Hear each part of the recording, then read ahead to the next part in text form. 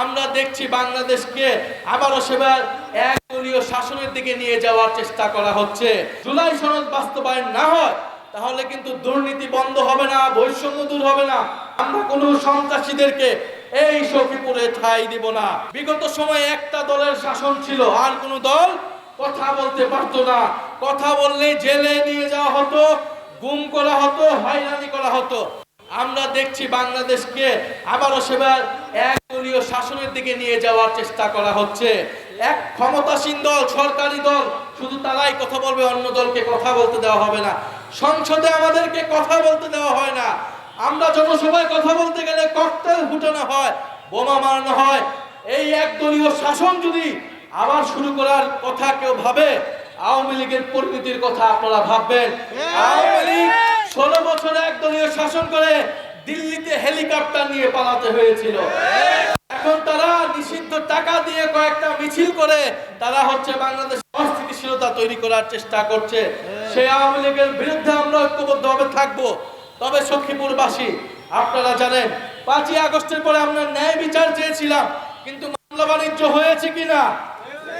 এই সখীপুর শহর, টাঙ্গাইল সহ সারা বাংলাদেশে সাধারণ মানুষের বিরুদ্ধে, ব্যবসায়ীদের বিরুদ্ধে শত শত মানুষকে, 200-300 মানুষকে মামলা দিয়ে মামলা বাণিজ্য করা হয়েছে। কারা করেছে আপনারা জানেন। ভোটের আগে কারা তাদেরকে জিম্মি করে টাকা নিয়েছে তাও আপনারা জানেন। ফলে আমরা বলবো, আপনারা ন্যায় বিচার করেন, আওয়ামী লীগের দলগত বিচার করেন, কিন্তু নিরীহ মানুষকে, নিরীহ ব্যবসায়ীদেরকে আপনারা মামলা বাণিজ্য করে লুটপাট করবেন, তাদের থেকে টাকা আদায় করবেন, এটা হতে দেওয়া যাবে না। সখীপুরবাসী, আপনাদের প্রতি মোজো বিরাট কারবার, জিতে নাও ফ্যামিলি কার, স্পোর্টস বাইক ছাড়াও লক্ষ লক্ষ নিশ্চিত গিফট। আহ্বান থাকবে। আমাদের জাতীয় নাগরিক পার্টি এনসিপি সখীপুরে সক্রিয় আছে। আমাদের এখানকার উপজেলা আহ্বায়ক আছেন, আমাদের এখানকার পৌরসভার মেয়র প্রার্থী আছেন। আপনারা তাদের নেতৃত্বে সখীপুরবাসীর লুটপাট, দুর্নীতি, চাঁদাবাজি, মাদকের বিরুদ্ধে আমরা ঐক্যবদ্ধ থাকব।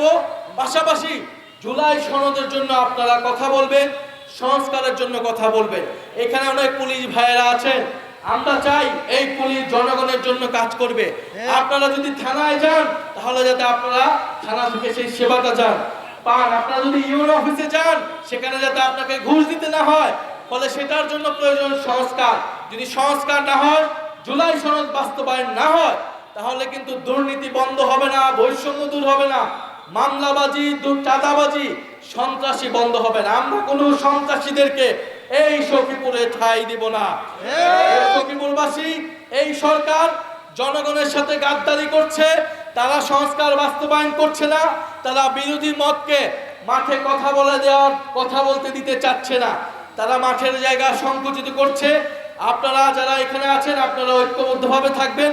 যত বাধা বিপত্তি, রোদ বৃষ্টি ঝড় আসুক না কেন, আমাদের ভাইয়েরা জীবন দিয়েছিল, রক্ত দিয়েছিল। ইনশাআল্লাহ আমরা আপনাদের মাঠে থাকবো, আপনাদের পক্ষে। দেশের সার্বভৌমত্ব, দেশের সীমান্ত সুরক্ষায় এবং দেশকে সন্ত্রাস, মাদক, চাঁদাবাজ মুক্ত করতে ইনশাআল্লাহ আমরা ঐক্যবদ্ধভাবে লড়াই করে যাব। সখীপুরবাসী কি প্রস্তুত থাকবে? মাদকের বিরুদ্ধে প্রস্তুত থাকবে?